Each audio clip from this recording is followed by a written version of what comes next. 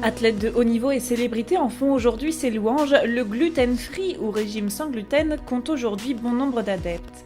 Mais qu'est-ce que cette protéine exactement ? Le gluten est une protéine que l'on retrouve dans certains aliments, particulièrement donc les céréales et plus spécifiquement le blé, l'orge, le seigle et puis l'avoine. La France étant un grenier à blé, on retrouve cette céréale partout sur nos tables, dans le pain, dans les biscuits, dans les pâtisseries, dans les pâtes, voilà. Initialement, la suppression du gluten dans l'alimentation est destinée aux personnes atteintes de la maladie cœliaque, l'intolérance avérée qui concernerait 1% de la population. Il est indiqué dans le cadre d'une recommandation médicale. Ça, c'est un point au départ dont il faut être conscient. Ces personnes-là rencontrent des difficultés au quotidien parce que lorsque vous allez au restaurant, lorsque vous êtes invité, il faut toujours s'assurer que le menu présente des aliments sans gluten. Or, vous ne le savez pas, mais ça peut être caché sous forme d'additifs, d'arômes. Bannir le gluten de son alimentation est donc très contraignant, particulièrement en France.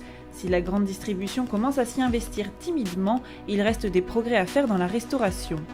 C'est sur ce constat que Frédéric Jules a créé son propre restaurant, Noglu, certifié 100% sans gluten.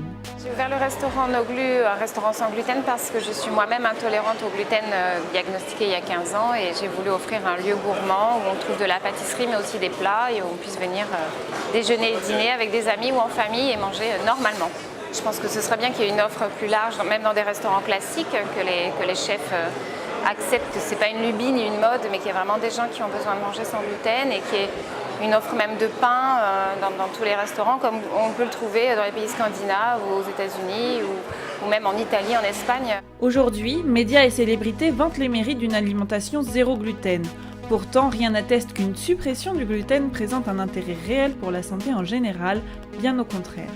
Lorsqu'on se met à suivre ce type de régime sans être intolérant au gluten et sans être informé au préalable des aliments qui contiennent ou ne contiennent pas du gluten, on peut s'exposer effectivement à une carence petit à petit parce que l'alimentation va se retrouver rétrécie.